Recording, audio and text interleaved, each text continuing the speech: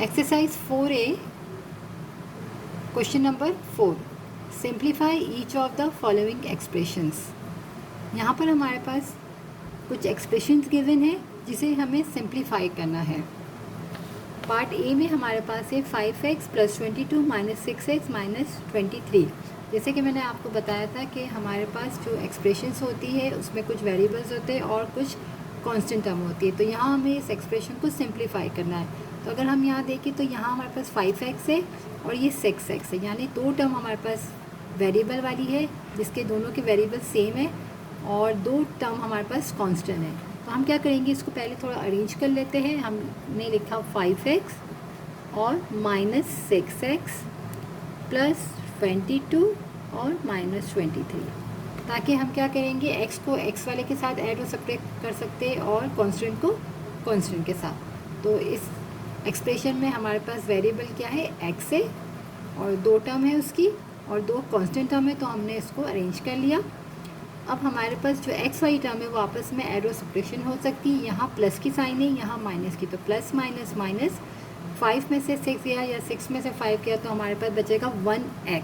तो 1 हमें लिखने की नीड नहीं है, हम सिंपल क्या लिखेंगे, x। और 6 और 5 में से 6 बड़ा नंबर है, इसकी साइन क्या है, माइनस, तो यहाँ बचेगा -x।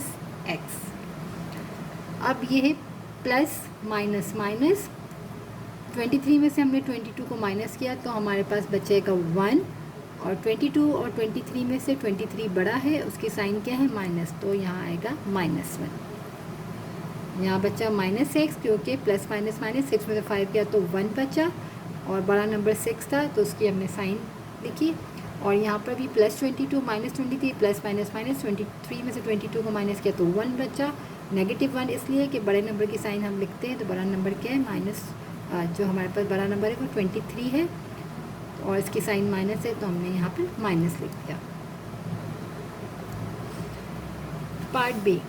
पार्ट बी में हमारे पास x वाली भी दो टर्म है और y वाली भी दो टर्म है। इसमें हमारे पास कांस्टेंट टर्म नहीं है, तो हम क्या करेंगे, इसको भी हम अरेंज कर लेंगे।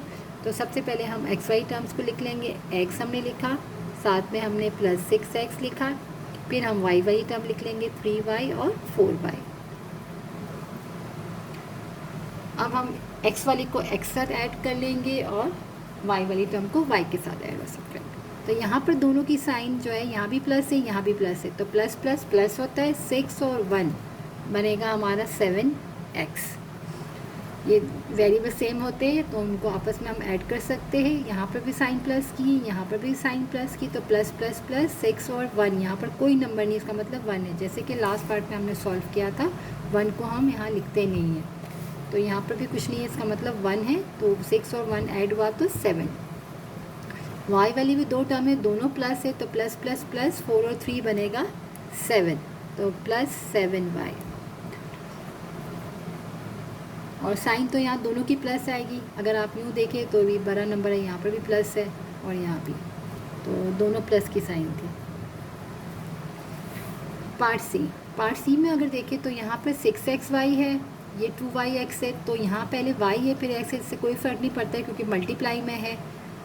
तो ये 6xy और 2yx हो या xy हो, बात सेम है। तो हम यहाँ पर भी हम क्या करते हैं, अरेंज कर लेते हैं। तो सबसे पहले हम लिख लेंगे 6xy और साथ में -2yx लिखे, xy लिखे, बात सेम है, +13x और -5x।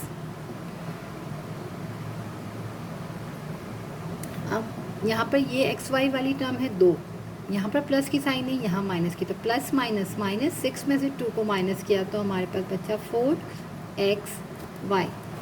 6 और 2 में 6 पड़ा है, 6 की साइन प्लस है तो यहाँ भी प्लस आएगा, इसलिए हमने यहाँ पर कोई साइन नहीं लिखी, इसका मतलब प्लस है।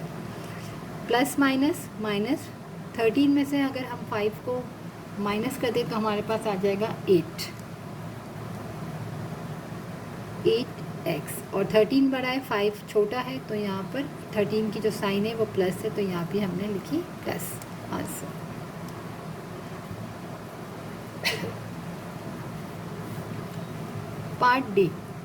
पार्ट डी में हमारे पास जो एक्सप्रेशन है इसमें हमारे पास x भी है, यानी यहाँ पर भी x है, 2x की टर्म है 2 y की टर्म है और 2 z की टर्म है। तो हम क्या करेंगे यहाँ पर 6x माइनस 8x, यहाँ पे पहले अरेंज करेंगे, फिर y वाली, पहले x की फिर y की फिर z की, minus 20y plus 25y plus 7z minus 11z।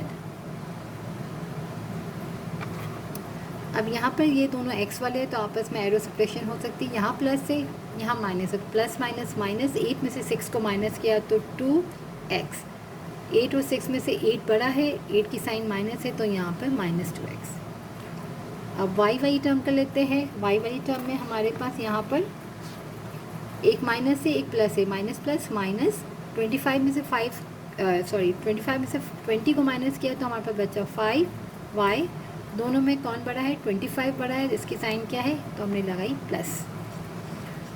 z में 7z है और माइनस 11z है, तो प्लस माइनस माइनस, 11 में से हम 7 को माइनस कर दे तो हमारे पास बचेगा 4z, और इसमें 7 और 11 है तो 11 जो है वो हमारा बड़ा नंबर है, इसकी साइन क्या है माइनस, तो यहाँ बचेगा माइनस आंसर।